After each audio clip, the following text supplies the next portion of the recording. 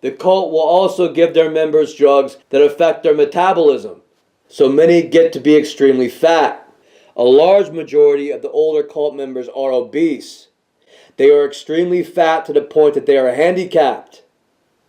Combined with other drugs that affect their breathing and natural chemical balance, they will feel sick, tired, and lazy.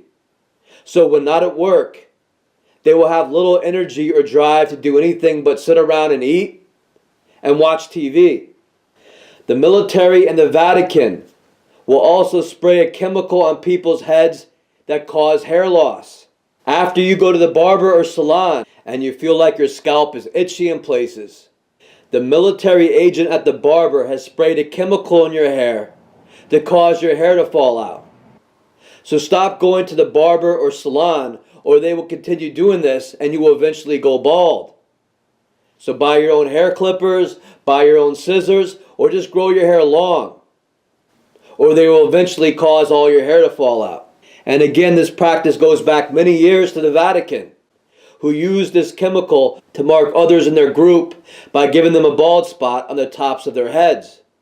In film or paintings, when you see characters of young Catholic brothers or friars walking around in brown robes, with their hair full and thick around the sides of their heads, with a single round bald spot on top, they have not been cut that way. A chemical has been dropped on the top of their heads by members of their Catholic orders to cause bald spots to form. And this is all a process of making certain people feel unattractive. To spell it out, when you are fat and bald, you are less likely to get a lot of dates. Because again, the military and the Vatican does not want you to get married and have a normal life, because that has been outlawed in their world. Now the military will dump this hair loss chemical all over people's heads, including women. And this is another way to alienate them from other people. So always buy different brands and test the product out by rubbing a little bit on your skin where you don't mind hair loss. And if your skin gets irritated, take the product back with your receipt and return it. And on top of all of this, the military will even spray chemicals on your clothes that cause severe rashes and allergic reactions, so that their skin is infected with hives and sores. I have gone to visit my father, stayed the night at his house, and realized that all the clothes that I brought with me caused me to have a skin allergy. So I had to throw out all the clothes that I brought with me and decide not to visit him anymore. So now the target is drugged. They are breathing in poisonous vapor so they can barely breathe. They have bald patches on their heads, but they have a lot of hair on unwanted places. Their skin is inflamed with rashes and sores. They are given drugs to cause them to be obese. They are hit with electroshock torture. They eat poisons and walk around feeling like hell every day. So that will teach any military cult member not to try writing a book, or taking up painting, or checking out that nice person of the opposite sex that is always polite to them at the store, or having any positive or hopeful feelings whatsoever. Because the pedophiles in charge of the cult, who love murder, torture, death, and decay, do not want their subordinates in any other state of mind. So if these people were not born into this world as monstrous antisocial scum, they certainly will be transformed into that by those who have adapted so well into military and Vatican cult life. And along with all the drugging is the MK Ultra programming, utilizing electromagnetic torture that every cult member is a victim of. Oftentimes you will hear reports from a member of a cult who speaks about their abuse concerning electroshocks, or a prisoner of war who would tell you how they were given electroshocks by a sadistic captor. On the Bulletproof Cyrus 13 channel, I have a video called Ritual Abuse Archive. And I believe there are 5 parts where I read a series of reports from all around the world that discuss satanic, voodoo, and witchcraft covens. And all throughout the reports, you could hear many people describing being given electroshock torture, which is the only way they could describe these electromagnetic energy weapons that are being used by the Vatican and their military covens worldwide. And this is to place all their targets under mind control. So in MK Ultra, a great deal, if not all of the mind control, is centered around the fact that if the target does not do as the cult wants, they will be tortured by these energy weapons that cause enormous pain. They could also use these weapons to cause sleep deprivation, putting the target into a state where it is impossible for them to enter into a deep sleep, which is necessary for people to maintain a healthy and sane life. And this obviously conditions the target to do whatever the commanding officer or handler says, or they will be tortured until they do. So these are the type of people who are placed in control of the most important problems of our world. And this is the state of mind of those who have to deal with the most complex, difficult to comprehend, and sensitive matters known. A gang of sadistic idiots and their legion of zombie-like torture victims. You would think that those who had to work in intelligence and national security concerning alien technology, alternative energy, and science would be desired to be at the top of their game. You would think the military would want people in peak physical condition and people in their best mental state. And the last thing they would want is a bunch of drugged out idiots eating chemicals that turn them into fat, pissed off psychopaths who breathe in gases all day so they don't even get enough oxygen to their brain. This, in most people's opinion, would be a recipe for disaster, especially if these types of people are being used in the highest levels of national security and the intelligence community.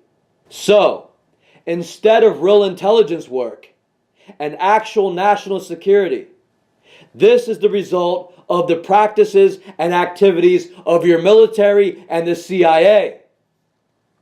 In January of 1987, a call was made to the Tallahassee, Florida Police Department concerning two men seen at a park with 6 children who appeared to be improperly cared for.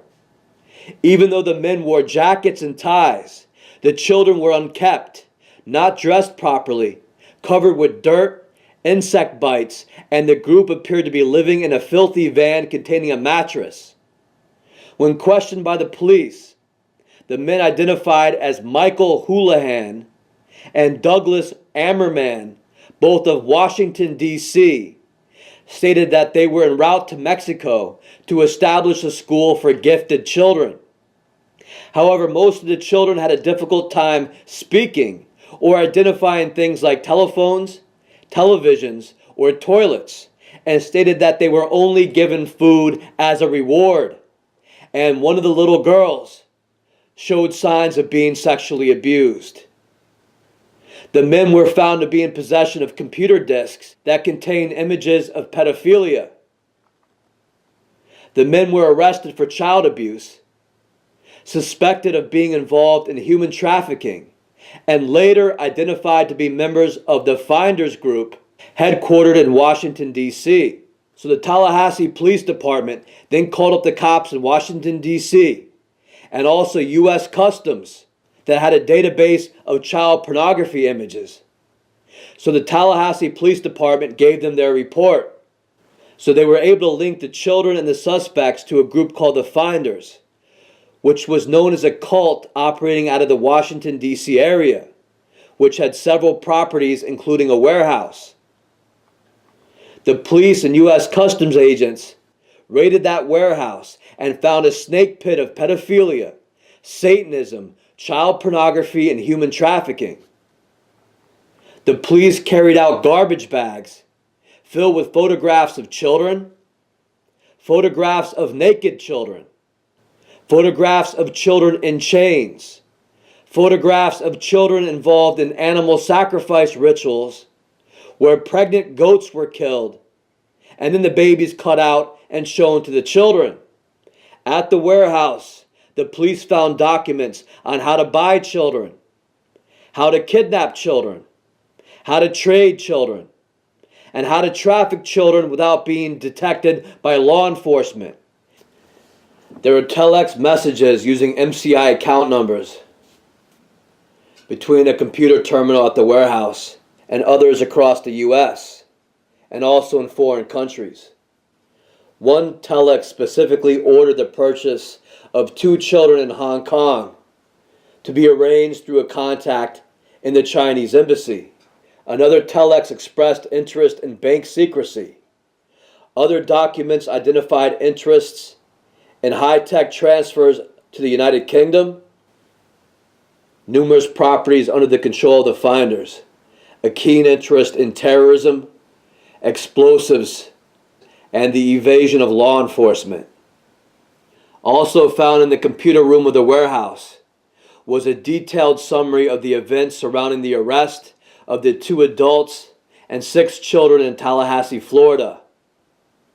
There were also a set of instructions which appeared to be broadcast across a computer network, which advised the participants to move the children and keep them moving through different jurisdictions, and instructions on how to avoid police attention. There were numerous files on the finders' international activities. There were files named London, Germany, Bahamas, Japan, Hong Kong, Malaysia, Africa, Costa Rica, Europe, and Palestine. Other files were identified by member names or project names. The projects that appeared to be operated for commercial purposes were under front names for the finders. The police found intelligence files on private families not related to the finders.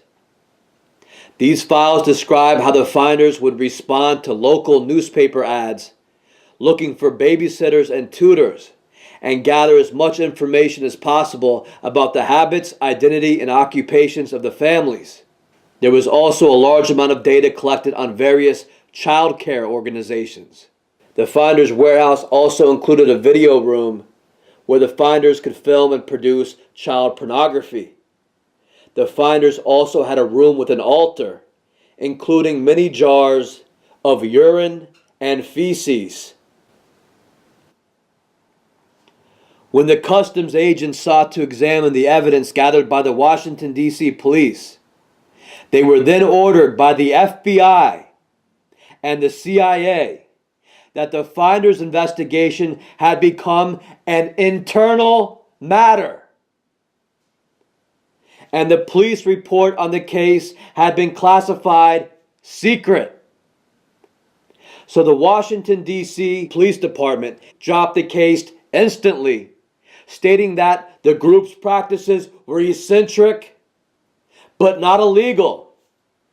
The child abuse charges against the 2 men in Tallahassee were dropped, and all the children were returned to the Finders organization. So after declaring the Finders group a top secret organization, hands off from the police and a government internal matter, the CIA then states, to every idiot who still wants to believe them, that links between the CIA and the finders are the result of a simple mix-up with the DC police. The only connection, according to the CIA, is that a firm where several finder cult members work provide computer training to CIA officers. So the finders are not associated with the CIA. The finders simply train the CIA.